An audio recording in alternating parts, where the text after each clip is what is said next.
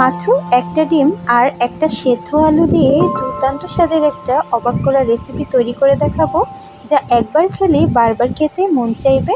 আসসালামু আলাইকুম। দূর দূরান্ত থেকে যে আমার এই ভিডিওটি দেখছেন সবাইকে অসংখ্য ধন্যবাদ।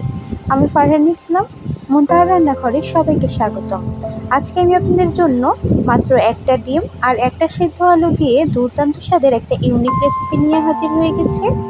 ছোট থেকে বড় সবারই কিন্তু এই রেসিপিটা খুব ভালো লাগবে। বিশেষ করে বাচ্চাদের টিফিনে আপনারা যদি চটজলদি কিছু তৈরি করতে চান তাহলে এই অবাক করা রেসিপিটা ট্রাই করতে পারেন। আশা করছি আপনাদের অনেক ভালো লাগবে। আর রেসিপিটা যদি ভালো লেগে থাকে তাহলে আমার চ্যানেলকে লাইক এবং সাবস্ক্রাইব করতে ভুলবেন না। তো প্রথমে এইখানে আমি একটি ডিম নিয়ে নিয়েছি আর তার ভেতরে একটা সেদ্ধ আলু গ্রেট করে দিয়ে দিয়েছি, যাতে করে কোনো প্রকার লাম্পস না থাকে। এবার এর মধ্যে দিয়ে দিচ্ছি দুটো পেঁয়াজ কুচি আর একটি কাঁচামরিচ কুচি, দিয়ে দিচ্ছি হাফ চা চামচ পরিমাণ হলুদের গুঁড়া, আর দিয়ে দিচ্ছি হাফ চা চামচ পরিমাণ এখানে লবণ। এবার সবগুলো উপকরণকে আমি একটা কাঁটা চামচের সাহায্যে খুব ভালো করে মিশিয়ে নেব। এই রেসিপিটার মধ্যে আপনারা অবশ্যই ডিম আর আলুটা যাতে সমান পরিমাণে থাকে সেই দিকটা লক্ষ্য রাখবেন। বেশি ডিম হয়ে গেলে কিন্তু এটা নরম হয়ে যাবে আর ভাজতে গেলে ভেঙে যেতে পারে। তাই অবশ্যই ডিম আর আলুটাকে এক সমানভাবে নেওয়ার চেষ্টা করবেন। তো সবগুলো উপকরণ একসাথে মেশানো হয়ে গেছে, এবার এটাকে এক সাইডে রেখে দিচ্ছি। অন্যদিকে একটি মিক্সার জারের মধ্যে আমি দুটো পেঁয়াজ কুচি নিয়ে নিচ্ছি একটি টমেটো কুচি। টমেটোটাকে আমি ছোট ছোট টুকরো করে কেটে নিয়েছি। 3 থেকে 4টা আমি এখানে রসুন কুচি নিয়ে নিচ্ছি, আর নিয়ে নিচ্ছি একটি বড় সাইজের কাঁচামরিচ, যেটাকে আমি ভেঙে দিয়ে দিলাম। এবার একটা পেস্ট তৈরি করে নেব। অন্যদিকে চুলার মধ্যে আমি একটি প্যানের মধ্যে কিছুটা পরিমাণ তেল গরম হতে দিয়ে দিয়েছি। তেলটা যখন ভালো করে গরম হয়ে আসবে তখন চুলার আঁচটা মিডিয়ামে রেখে দেবো। তারপর যে ডিম আলুর ব্যাটারটা তৈরি করেছিলাম ওখান থেকে অল্প অল্প করে ডিম আলুর ব্যাটার এখানে চামচের সাহায্যে দিয়ে দেবো আর গোল একটা শেপ তৈরি করে নেব। যেভাবে আমরা বড়া ভাজার সময় বড়াগুলোকে তেলের মধ্যে দিই ওইভাবেই এই ব্যাটারটাকে দিতে হবে। আর একটু পাতলা করে দেবেন, এতে করে ভেতরে কিন্তু কোনো প্রকার কাঁচা ভাব থাকবে না। এক এক করে সবগুলো নাস্তায় আমি দিয়ে দিচ্ছি। নাস্তাগুলো দেওয়ার সাথে সাথে কিন্তু চুলার আঁচটা মিডিয়ামে করে দিতে হবে, যাতে উপরের সাথে সাথে ভেতরটাও খুব ভালো করে কুক হয়ে যায়। আর অনবরত উল্টে পাল্টে এগুলোকে ভেজে নিতে হবে। এগুলো ভাজতে কিন্তু বেশি একটা সময় লাগে না, 2-3 মিনিটেই ভাজা হয়ে যায়।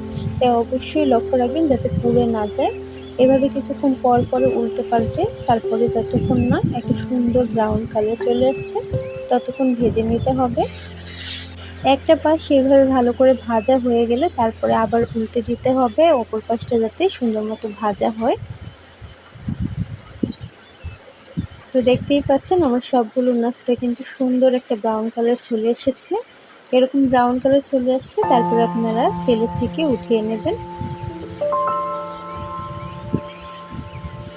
এবার এই নাস্তাগুলো ভাজার পরে যে তেলটা আছে এটা আমি একটা প্যানের মধ্যে নিয়ে নিচ্ছি, আর এর সাথে আমি আরও কিছুটা তেল অ্যাড করে নেব। এবার এই তেলটাকে একটু গরম করে নিচ্ছি। এর মধ্যে আমি কিছুটা ফোড়ন দিয়ে দিব। প্রথমে দিয়ে দিচ্ছি একটা তেজপাতা, তারপরে দিয়ে দিচ্ছি দুটো দারচিনি, আর দিয়ে দেব একটা এলাচ আর একটা লবঙ্গ। এবার এই গরম মশলাগুলোকে আমি 1 মিনিটের মতো তেলের ভিতরে একটু ভেজে নেব, যতক্ষণ এর মধ্যে থেকে সুন্দর একটা কালার চলে আসছে। মশলাগুলোকে 1 মিনিট ভাজার পরে এখানে যে পেঁয়াজ টমেটোর একটা পেস্ট তৈরি করেছিলাম ওটা দিয়ে দিচ্ছি। এবার চুলার আঁচটা মিডিয়ামে রেখে এই মশলাগুলোকে ভালো করে ভেজে নিতে হবে যতক্ষণ এর কাঁচা গন্ধটা চলে যাচ্ছে। মশলাগুলোকে 2-3 মিনিটের মতো ভালো করে কষানোর পরে এর ভিতরে আমি গুঁড়ো মশলা অ্যাড করে দেব।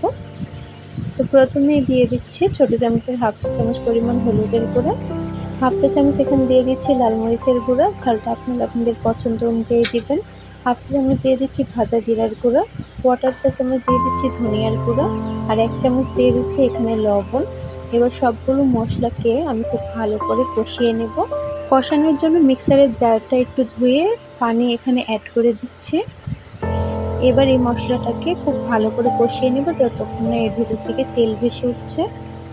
তো মশলাগুলো খুব ভালো করে কষানো হয়ে গেছে আর আমার তেলটাও কিন্তু উপরে ভেসে উঠেছে, দেখতেই পাচ্ছেন। এবার এখানে গ্রেভির জন্য আমি পানি অ্যাড করে দেব। পানিটা এমন অ্যাড করবেন যাতে করে নাস্তাগুলো একদম ডুবে থাকে। এবার ভেজে রাখা আলু এবং ডিমের নাস্তাগুলো আমি এক এক করে এই গ্রেভির মধ্যে দিয়ে দেব। এবার 5 থেকে 6 মিনিটের মতো আমি খুব ভালো করে জাল করে নেব।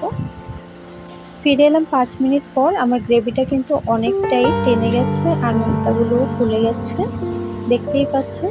এবার এখানে আমি ছোট চামচের হাফ চা চামচ পরিমাণ গরম মশলার গুঁড়ো অ্যাড করে দেব, এতে করে কিন্তু ফ্লেভারটা খুব ভালো আসবে। তো গরম মশলাটা দেওয়ার পরে 1 মিনিট রেখে আমি চুলাটা বন্ধ করে দেব, নাহলে গ্রেভিটা কিন্তু আরও ঘন হয়ে যাবে। তো চুলাটা এখন আমি বন্ধ করে দিচ্ছি, তারপর আপনাদের পরিবেশন করে দেখিয়ে দেব। তো মাশাআল্লাহ, দেখতে পাচ্ছেন একটা ডিম আর একটা সেদ্ধ আলু দিয়ে দুর্দান্ত স্বাদের একটা ইউনিক রেসিপি আপনাদের সামনে তৈরি করে দেখিয়ে দিলাম। এইভাবে আপনারা যদি বাচ্চাদের টিফিনে তৈরি করে দেন তাহলে দেখবেন বাচ্চারা পুরো টিফিনটাই শেষ করে ফেলবে। এই রেসিপিটা রুটি, পরোটা, ভাত, পোলাও, ফ্রাইড রাইস সব কিছুর সাথেই কিন্তু আপনারা সার্ভ করতে পারবেন। তো আশা করছি আমার এই রেসিপিটা আপনাদের কাছে ভালো লেগেছে। রেসিপিটা ভালো লাগলে আমার চ্যানেলকে লাইক এবং সাবস্ক্রাইব করে পাশে থাকা বেল বাটন অন করে দেবেন, এতে করে আমার চ্যানেলের নতুন নতুন ভিডিও আপনার কাছে সবার আগে পৌঁছে যাবে। দেখা হবে অন্য কোনো ভিডিও নিয়ে। ততক্ষণ সবাই ভালো থাকবেন, সুস্থ থাকবেন। আল্লাহ হাফেজ।